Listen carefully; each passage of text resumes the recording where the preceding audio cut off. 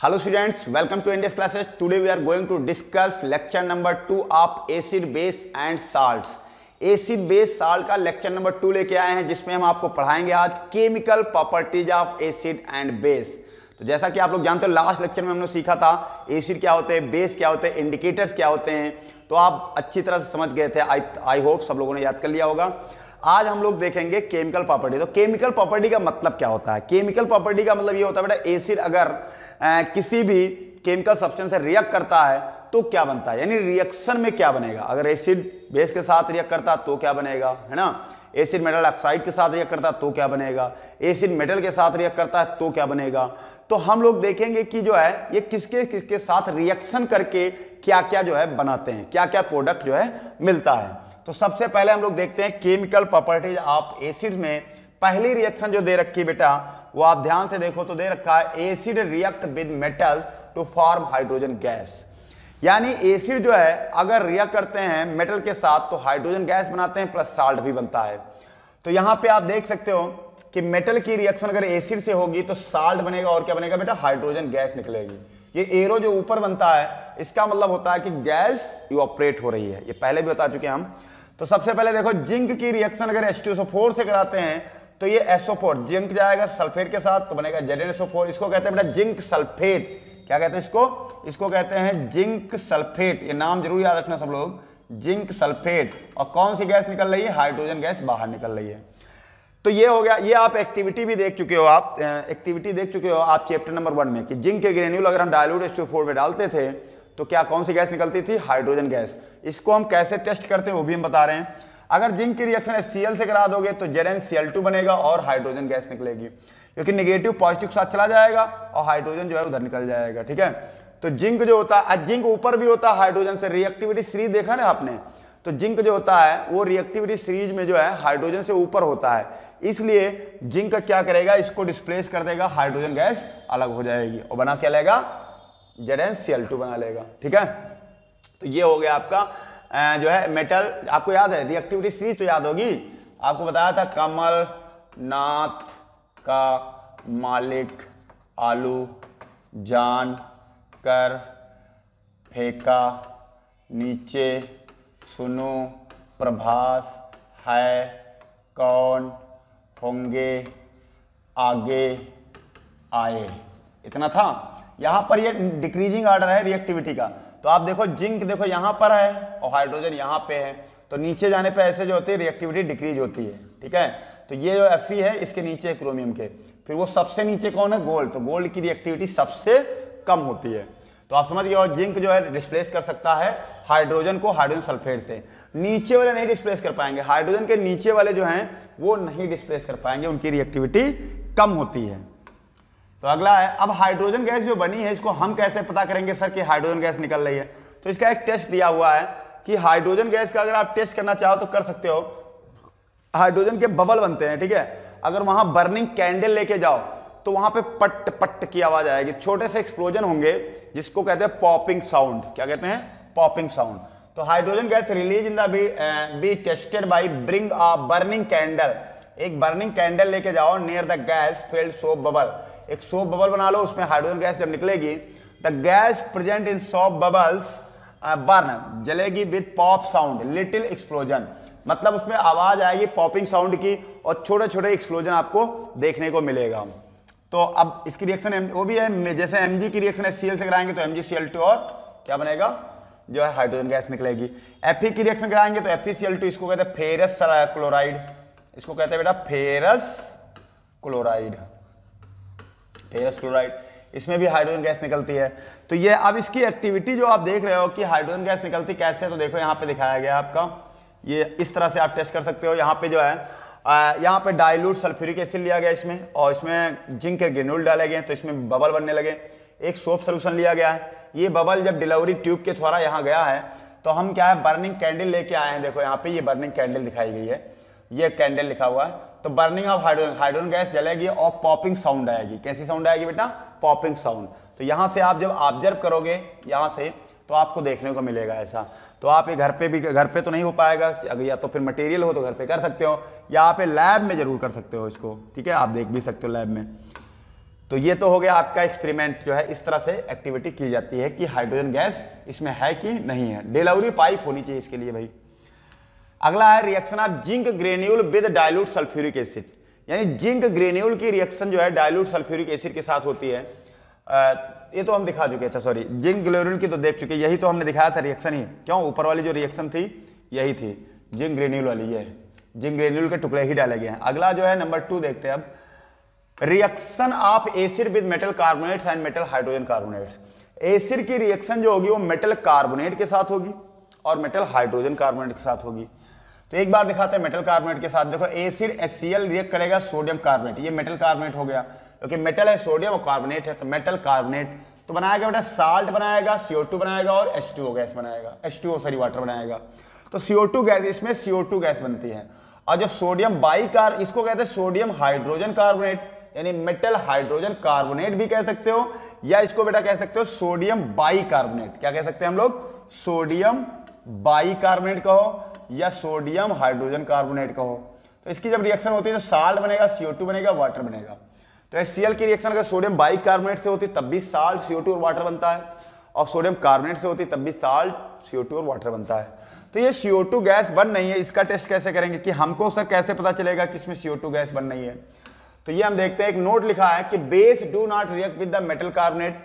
Base जो होते हैं वो मेटल कार्बोनेट और मेटल हाइड्रोजन कार्बोनेट से रिएक्ट नहीं करते हैं, क्योंकि ये भी जो मेटल कार्बोनेट होता है ये भी बेसिक कैरेक्टर शो करता है, तो बेस से रिएक्ट नहीं करते हैं। तो यहां लिखा है बेस डू नॉट रिएक्ट, देख सकते हो बेटा, ये लिखा है base do not react with metal carbonates, metal hydrogen carbonates, because metal carbonates, metal hydrogen carbonates considered as base, क्योंकि ये बेस की तरह वर्क करते हैं और न्यूट्रलाइज कर देंगे एसिड को, इसलिए जो है ये बेस जो होते हैं do not react with metal carbonate, metal carbonate और मेटल हाइड्रोजन कार्बोनेट से रिएक्ट नहीं करते हैं। टेस्ट फॉर CO2, अब CO2 का टेस्ट हम कैसे करते हैं भाई? CO2 जो होती है उसका टेस्ट कैसे करेंगे? तो CO2 का टेस्ट करने के लिए हमें test for CO2, when carbon dioxide gas is pass through lime water. अब देखो ये हम पहले भी बता चुके थे कि अगर CO2 गैस को लाइम वाटर के थ्रू पास करते हैं तो कलर कैसा हो जाता है? मिल्की कलर हो जाता है, और बनता क्या है? कैल्शियम कार्बोनेट, जो कि इनसॉल्युबल होता है, चौक का फार्मूला है CaCO3, इनसॉल्युबल होता है, ठीक है। फिर अगर उसको एक्सेस में CO2 पास कर देते हैं तो बनता है कैल्शियम बाइकार्बोनेट, जो कि सॉल्युबल होता है। तो वो क्या होता है? उसका कलर फिर से चेंज हो जाता है, बदल जाता है, कलरलेस हो जाता है। तो समझ लो ऐसा अगर हो रहा है तो CO2 गैस निकल रही है। लिखा when carbon dioxide gas pass through the lime water, अगर हम लाइम वाटर के थ्रू पास करते हैं, लाइम वाटर होता है CaOH का होल ट्वाइस, CaOH का whole twice, the lime water turns milky due to formation of white precipitate.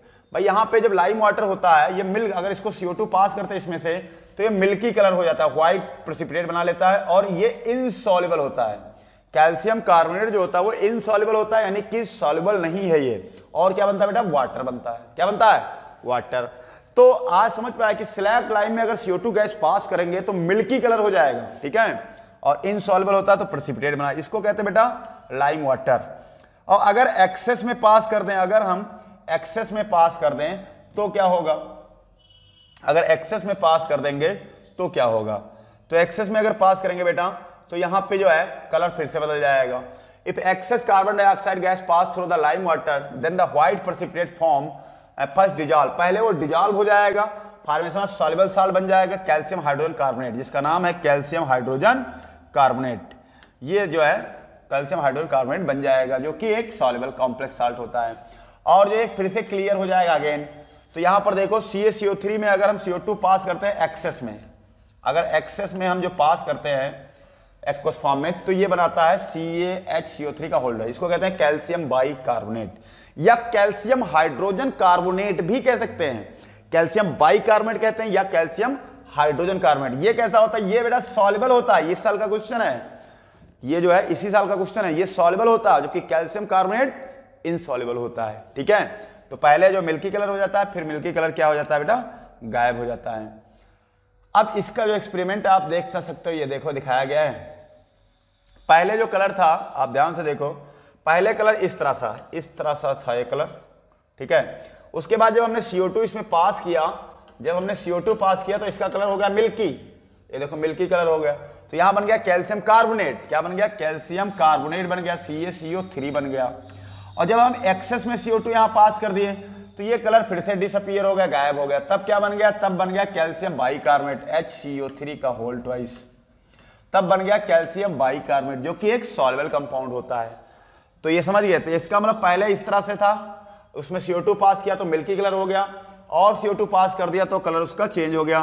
Product इसके जरूर याद रखना। तो ये इस तरह से आप समझ सकते हो। देखो यहाँ पे क्लियर लाइम वाटर था, ये मिल्की हो गया, मिल्की होने के बाद फिर से क्या हो गया? लाइम वाटर, फिर से lime water, clear lime water बन गया। कब? जब हम एक्सेस में CO2 पास कर देते हैं। जब हम एक्सेस में CO2 पास करते हैं तो ये फिर से वही कलर आ गया। क्लियर?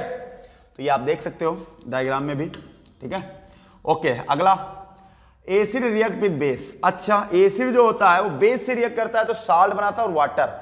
इस रिएक्शन को कहते हैं बेटा हम न्यूट्रलाइजेशन रिएक्शन। एसिड जब बेस से रिएक्ट करता है तो साल्ट बनता है, वाटर बनता है, इसको हम कहते हैं न्यूट्रलाइजेशन रिएक्शन। देखो यहाँ पे H2SO4 एसिड स्ट्रॉन्ग एसिड है, NaOH स्ट्रॉन्ग बेस है। जब रिएक्ट करेंगे तो ये Na इसके साथ जाएगा, बनाएगा Na2SO4 प्लस वाटर बना लेगा। तो ये जो इसको हम न्यूट्रलाइजेशन रिएक्शन के नाम से जानते हैं। न्यूट्रलाइजेशन रिएक्शन क्या होती है? When an acid and base react to form salt and water called neutralisation reaction. जब एक एसिड और बेस रिएक्ट करते हैं और क्या बनाते हैं बेटा? साल्ट एंड वाटर बनाते हैं, तो उसे न्यूट्रलाइजेशन रिएक्शन कहते हैं। जैसे HCl प्लस NaOH क्या बनाएगा? Salt plus water. तो ये भी क्या हो गया? Neutralisation reaction. HCl और NaOH रिएक्ट करके क्या बनाते हैं बेटा? HCl और NaOH रिएक्ट करके क्या बनाते हैं? NaCl और वाटर बनाते हैं। तो ये भी किसका एग्जांपल है? न्यूट्रलाइजेशन रिएक्शन का। अगली रिएक्शन बेटा दिया है reaction of metal oxide with acid. अब अगर रिएक्शन मेटल ऑक्साइड की एसिड से कराई जाए तो क्या बनेगा? तो मेटल ऑक्साइड क्या होता है? जैसे मेटेलिक ऑक्साइड जितने भी तो बेसिक कैरेक्टर शो करते हैं, तो साल्ट और वाटर बनेगा, क्योंकि जितने भी मेटल ऑक्साइड है वो सब बेसिक कैरेक्टर शो करते हैं। तो एसिड की रिएक्शन अगर बेस से कराते हैं तो साल्ट वाटर बनता, और ये मेटेलिक ऑक्साइड है क्या? Basic character. तो HCl की रिएक्शन अगर CaO से कराते हैं, देखो मेटेलिक ऑक्साइड वो होते हैं जब मेटल ऑक्सीजन के साथ रिएक्ट करता है तो मेटेलिक ऑक्साइड बनाते हैं, और अगर नॉन मेटल ऑक्सीजन के साथ रिएक्ट करेगा तो एसिडिक ऑक्साइड बनाते हैं। ये हम प्रूव कर चुके हैं पहले भी, है ना। तो HCl रिएक्ट करेगा अगर मेटेलिक ऑक्साइड से तो बनाएगा बेटा CaCl2, कैल्शियम क्लोराइड कहते हैं, और वाटर बनेगा, इसको कहते हैं कैल्शियम क्लोराइड। और जब CuO ये भी मेटेलिक ऑक्साइड HCl से तो CuCl2 बनाएगा और H2O बनाएगा, इसको क्या कहते हैं? Cupric oxide. क्योंकि कॉपर पे अगर जो +2 चार्ज होता तो क्यूप्रिक, और 1 चार्ज होता तो क्यूप्रस। ये तो आप जानते हो, कॉपर पर 1 चार्ज तो क्यूप्रस, 2 चार्ज तो क्यूप्रिक। कलर कैसा इसका है? ब्लू कलर, ब्लू कलर का बनता है। तो ये तो रिएक्शन हो गई आपकी, समझ में आ गया होगा तुम लोगों को। कौन सी रिएक्शन हो गई? Reaction of metal oxide with acid. अगला दिया है, हाँ कुछ नोट बता दे रहा हूं कि कुछ ऐसे भी होते हैं आपके सब्सटेंस जिनके पास हाइड्रोजन तो है लेकिन फिर भी वो एसिड नहीं है। जैसे ग्लूकोज जो होता है उसके पास हाइड्रोजन है, सुक्रोज है हाइड्रोजन होता है, लेकिन वो हाइड्रोजन आयोनाइज फॉर्म में नहीं होता है, इसलिए ग्लूकोज फ्रक्टोज ये एसिड कैरेक्टर नहीं शो करते हैं। जैसे एथेनॉल जो होता है अल्कोहल, इसके पास भी हाइड्रोजन होता है लेकिन H+ आयोनाइज फॉर्म में नहीं होता, मतलब आयन के फॉर्म में नहीं होता है। अब आयन नहीं होंगे, इलेक्ट्रॉन नहीं होंगे तो करंट कहाँ से पास होगी? तो ये कंडक्टर नहीं होते हैं, यही लिखा है। देखो ग्लूकोज का फार्मूला C6H12O6 दिया है, आप देख सकते हो। तो ग्लूकोज हो गया एंड अल्कोहल हो गया C2H5OH, इसको एथेनॉल कहते हैं या एथिल अल्कोहल कहते हैं। Do not show acidic character because their hydrogen does not separate as hydrogen ions H+ dissolving water.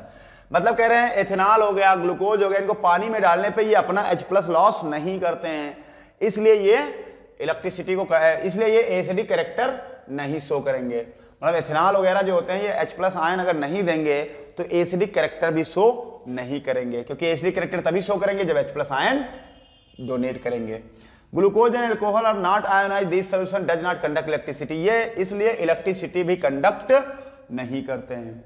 ठीक है, तो यहाँ पे जो है अल्कोहल, ग्लूकोज हो गया, अल्कोहल हो गया, इलेक्ट्रिसिटी को भी कंडक्ट नहीं करते क्योंकि इन पे आयन ही नहीं है, आयन नहीं है तो करंट कहाँ से पास हो जाएगी। HCl gas does not change colour of dry blue litmus paper because it has no H+ ions. देखो अगर HCl गैस के फॉर्म में है तो वो एसिडिक कैरेक्टर नहीं शो करती, लेकिन अगर एक्वस फॉर्म में है तो एसिडिक कैरेक्टर शो करेगा। HCl give H+ ion only aqueous solution, जब ये एक्वस सोल्यूशन में होता है तभी ये H+ आयंस देते हैं, वैसे H+ आयंस नहीं देते हैं। तो ये इंपॉर्टेंट क्वेश्चन थे। ऐसे क्वेश्चन पूछा जाता है कि जो है HCl गैस जो होती है वो जो है एसिडिक कैरेक्टर नहीं शो करती, क्यों? तो HCl गैस जो होती है उसमें H+ आयन नहीं होते हैं, लेकिन हाँ एक्वस HCl में H+ आयन होते हैं। ग्लूकोज को पानी में डालोगे H+ आयन नहीं देता अगर, तो वो भी क्या होगा, एसिडिक प्रॉपर्टी शो नहीं करता, मतलब इनका H+ जो है आयोनाइज फॉर्म में नहीं होता है। अब है केमिकल प्रॉपर्टीज ऑफ बेस। अब बेस की केमिकल प्रॉपर्टी देखते हैं हम लोग। देखो केमिकल प्रॉपर्टी बेस की बात करें तो बेस रिएक्ट विद मेटल, ये भी मेटल के साथ रिएक्ट करते हैं, तो ये भी क्या बनाते हैं बेटा, साल्ट बनाते हैं और वाटर बनाते हैं। क्या बनाते हैं, साल्ट और वाटर। तो बेस की रिएक्शन अगर जिंक से कराते हैं तो ये बनाता है बेटा सोडियम जिंकेट, ये यहां पे लिख गया है सोडियम जिंकेट Na2 और हाइड्रोजन गैस इसमें भी निकलती है। हाइड्रोजन गैस चेक कर सकते हो आप, ऐसे ही पॉपिंग साउंड, बर्निंग कैंडल लेके जाओ। NaOH को बेटा कहते हैं कॉस्टिक सोडा, सोडियम हाइड्रोक्साइड का नाम है कॉस्टिक सोडा। तो यहाँ पे मेटल के साथ रिएक्शन होती है तो बनता है बेटा Na2 sodium zincate. Base react with acid to form salt and water. अगर बेस की रिएक्शन एसिड से होगी तो यही न्यूट्रलाइजेशन रिएक्शन होती है, तो बनाएगा सोडियम सल्फेट और वाटर बना लेगा। अगर NaOH की रिएक्शन H2SO4 से कराते हैं तो क्या होगा, प्लस माइनस के साथ, माइनस प्लस के साथ, तो ये Na चला जाएगा सल्फेट के साथ और ये वाटर यहाँ से निकल जाएगा H2, ठीक है, H2SO4 है तो Na2SO4 निकल जाएगा। बाकी रिएक्शन बैलेंस कर लेना। अगली रिएक्शन दिया है base react with non metal oxide to form salt and water. तो देखो बेटा बेस कैल्शियम हाइड्रोक्साइड, इसको हम लोग कहते हैं स्लैग लाइम, बुझा हुआ चूना। अगर इसमें CO2 पास करते हैं तो बनता है कैल्शियम कार्बोनेट और वाटर। अभी बताया था मिल्की कलर बनता है, कैल्शियम कार्बोनेट इनसॉल्युबल होता है लेकिन कैसा बनाता है, मिल्की कलर, ठीक है। तो ये आप रिएक्शन याद करना, एक बेस की रिएक्शन दी थी। अब बात करते हैं बेस की कुछ कम ही रिएक्शन थी। उसके बाद जो है यूज ऑफ बेस, बेस का यूज कहाँ कहाँ होता है। तो पहला यूज दिया है NaOH is use the manufacture of soap, साबुन बनाने में यूज किया जाता है। Paper, synthetic fibre called rayon, synthetic fibre होते हैं, धागे होते हैं जिनको रेयान कहते हैं। तो ये आप देख सकते हो डायग्राम में, रेयान देखो कितना बना हुआ, ये सब धागे ही हैं, इसको कहते हैं रेयान, रेयान। तो रेयान बनाने में भी NaOH का यूज किया जाता है, यानी कास्टिक सोडा का, यानी कि सोडियम हाइड्रोक्साइड का यूज रेयान बनाने में भी यूज किया जाता है, ठीक है। और कहाँ यूज होता है, अगला यूज दिया बेटा calcium hydroxide is use the manufacture of bleaching powder, bleaching powder बनाने में यूज किया जाता है कैल्शियम हाइड्रोक्साइड का। और ब्लीचिंग पाउडर का यूज करते हैं जो है वाटर को प्यूरिफाई करने में यूज किया जाता है, व्हाइट पाउडर होता है। तो ब्लीचिंग पाउडर CaOCl2 फार्मूला होता है, आगे पढ़ेंगे हम लोग साल्ट में। Magnesium hydroxide is use the anti acid neutralise the excess acid in the stomach. अगर ज्यादा एसिड निकलने लगे तो क्या मैग्नीशियम हाइड्रोक्साइड जो है घोल पी जाओ तो क्या एसिडिटी को कम कर देता है, जिसको हम मिल्क ऑफ मैग्नीशिया कहते हैं। क्या कहते हैं बेटा, मिल्क ऑफ मैग्नीशिया कहते हैं। उसके बाद है यूनिवर्सल इंडिकेटर। क्या होते हैं बेटा, यूनिवर्सल इंडिकेटर क्या होता है, universal indicators is a mixture of many different indicators which gives the different colour in different pH value of entire pH scale. मतलब कि यूनिवर्सल इंडिकेटर जो होते हैं ये मिक्सचर होते हैं इंडिकेटर का, और जो है इनके पीएच पे जो इनको डिफरेंशिएट किया जाता है, पीएच कितना होगा तो एसिडिक होगा। जैसे पीएच 7 से कम होता है तो एसिडिक होता है, 7 होता है तो न्यूट्रल होता है, पीएच 7 से ज्यादा होता है तो बेसिक कैरेक्टर होता है। पीएच है क्या, बात यह है कि पीएच है क्या, ये पीएच क्या है। पीएच बेटा होता है, ऐसे कहते हैं पीएच होता है पावर ऑफ हाइड्रोजन। क्या कहते हैं, पीएच का मतलब होता है power of hydrogen, hydrogen ion, power of hydrogen ion कहते हैं इसको, है ना, पावर ऑफ हाइड्रोजन आयन। तो पीएच क्या बताता है हमको, pH of solution is inversely proportional to the concentration of hydrogen ion in it. जो पीएच होता है वो हाइड्रोजन आयन के इनवर्सली प्रोपोर्शनल होता है। इनवर्सली का मतलब ये हो गया जिसका पीएच ज्यादा होगा वहां H+ आयन का कंसंट्रेशन कम होगा, जिसका पीएच ज्यादा होगा वहां पर H+ आयन का कंसंट्रेशन कम होगा। जैसे देखो यहाँ पे, जैसे पीएच है मान लो, जैसे पीएच है मान लो, कहाँ गए भाई, हाँ, जैसे पीएच है ये इनवर्सली होता है H+ आयन के, तो अगर मान लो H+ आयन बढ़ गया तो पीएच घट जाएगा, ठीक है। और H+ आयन घट जाए, अगर बढ़ जाएगा तो एसिडिक सोल्यूशन हो जाएगा, और H+ आयन घटने लगेंगे तो सोल्यूशन कैसा हो जाएगा बेटा, बेसिक सोल्यूशन हो जाएगा। तो देखते हैं पीएच का फार्मूला देखते हैं पहले। पीएच बराबर होता है बेटा माइनस log H+। H+ क्या है, हाइड्रोजन आयन का कंसंट्रेशन, या पीएच बराबर ये भी लिख सकते हैं log 1/H+, ये माइनस हट जाएगा 1/H+ हो जाएगा। अब जो ये फार्मूले दिए हैं वो आपके 10th में जो है कोई फार्मूले की जरूरत नहीं है, ठीक है। ये 11th में आपको पीएच और पीओएच आराम से पढ़ाया जाएगा तो आप समझ में पाओगे। फिलहाल टोटल पीएच प्लस पीओएच होता है 14 के बराबर। एक पीओएच का फार्मूला होता है माइनस लॉग OH माइनस कर देंगे, यहाँ पर H प्लस है एसिड का, वहाँ बेस का है। तो ये फार्मूला याद है तो ठीक, नहीं याद है तो 11 में इनको हम पढ़ाएंगे, बहुत डिटेल में पीएच निकालना भी सिखाएंगे। यहाँ पर आपको पीएच निकालना क्वेश्चन नहीं आएगा, ना आता है बोर्ड में, ठीक है।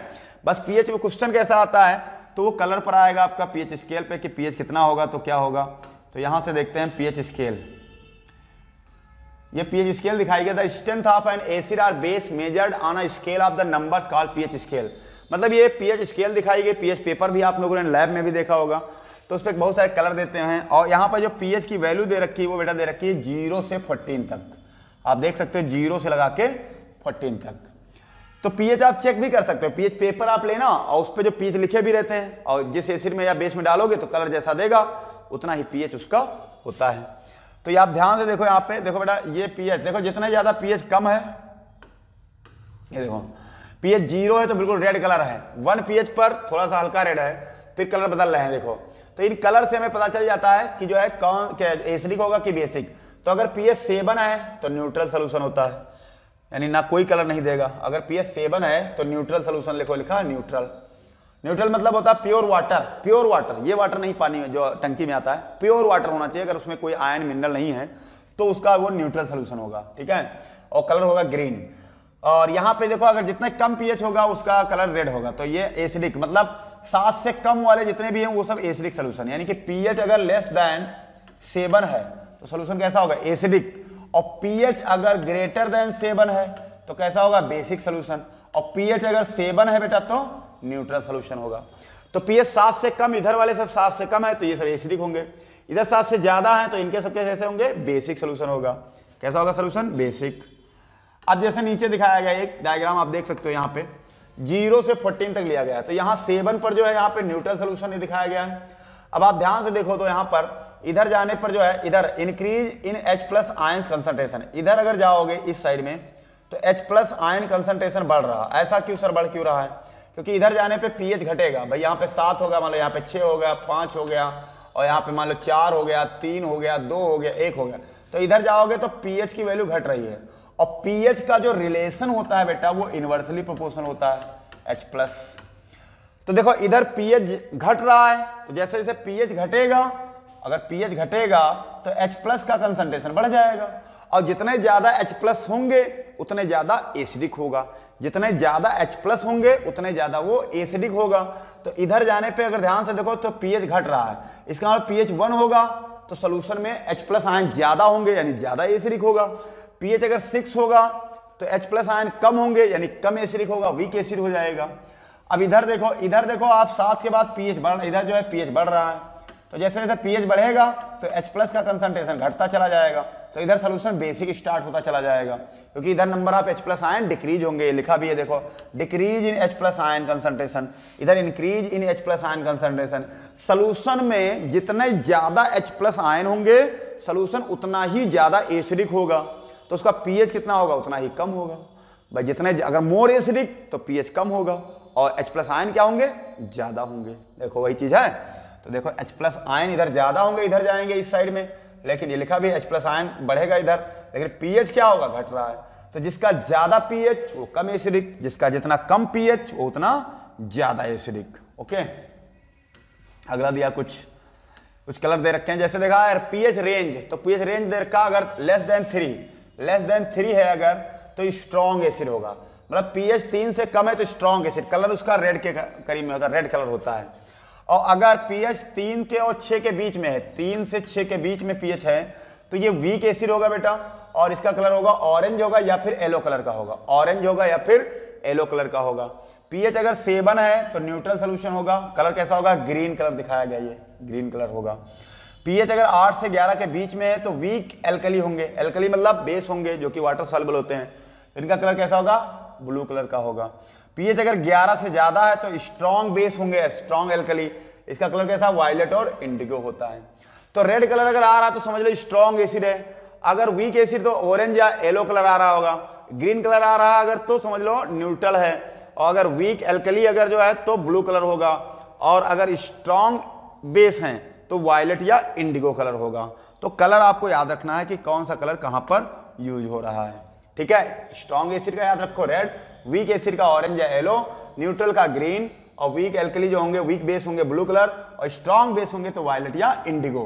तो ये कलर आप याद रखो। बाकी आपके बुक में दिए कई सारे कलर हैं, लेकिन जनरली ये कलर याद रखना आपको, ठीक है। उसके बाद देख लो, ये हम बता चुके हैं पहले ही, आप देख भी सकते हो, लिखा बेटा पीएच अगर 7 से कम होगा तो सोल्यूशन कैसा होगा, एसिडिक। पीएच अगर 7 से ज्यादा होगा तो बेसिक सोल्यूशन होगा। पीएच अगर 7 होगा तो न्यूट्रल सोल्यूशन होगा। न्यूट्रल सोल्यूशन जैसे हमने बताया था, प्योर वाटर, शुगर सोल्यूशन, नमक का सोल्यूशन, ये सब कैसे होते हैं, न्यूट्रल सोल्यूशन होते हैं। आप इनको चेक करोगे अगर जो इंडिकेटर के द्वारा, तो ये कैसा कलर देंगे, ग्रीन कलर देंगे, ठीक है। तो पीएच कितना होता है बेटा, पीएच पेपर से चेक करना, तो ये ग्रीन कर देंगे। अगला देखते हैं, importance of pH in everyday life. अब जो है एवरीडे लाइफ में पीएच का क्या क्या महत्व है, तो पीएच का बहुत ज्यादा महत्व है। हमारी बॉडी जो होती है वो बढ़िया काम कब करती है, जब पीएच 7 से 7.8 के बीच में हो। 7 से 7.8 के बीच में अगर पीएच है हमारी बॉडी का, तो हमारी बॉडी जो होती है बहुत अच्छे से फंक्शन करती है। दूसरा दिया है बेटा pH of rain less than 5.6, जो बारिश होती है अगर उसका पीएच 5.6 से कम होता है तो एसिड रेन कहलाती है। और एसिड रेन जो होती है हार्मफुल होती है हमारे लिए भी, पौधों के लिए, प्लांट जो है डिस्ट्रॉय हो जाते हैं, ठीक है, सूखने लगते हैं प्लांट, और हमारी स्किन पे दाने पड़ जाते हैं अगर बाहर निकल लिए, पानी में भीग गए, तो ये एसिड रेन कहलाती है अगर पीएच जो है रेन का कितना हो, 5.6 से कम हो। और स्टमक प्रोड्यूस HCl, हमारे स्टमक से HCl निकलता है जिसका पीएच दे रखा 1.4 से 1.8 के बीच में होता है, क्योंकि स्ट्रॉन्ग एसिड है तो पीएच तो कम होगा ही, क्योंकि ये HCl जो होता है वो स्ट्रॉन्ग एसिड होता है, तो 1.4 से 1.8 हो गया। Tooth decay starts when pH of less than 5.5, मतलब हमारा जब माउथ में सलाइवा है उसका पीएच अगर 5.5 से कम पड़ जाता है तो टूथ डिके होने लगता है, मतलब दांत हमारे जो होते हैं खराब होने लगते हैं, उसमें पानी वगैरह जो है ठंडा गर्म लगने लगता है। तो ये जो है माउथ का जब जो है कह सकते हो लेस देन 5.5 से कम हो जाता है पीएच तब। Plant need specific pH for healthy growth, plant अगर हेल्दी ग्रोथ के लिए उनको पीएच कितना चाहिए, 7 केवल, कम ना ज्यादा, 7 चाहिए हेल्दी ग्रोथ के लिए।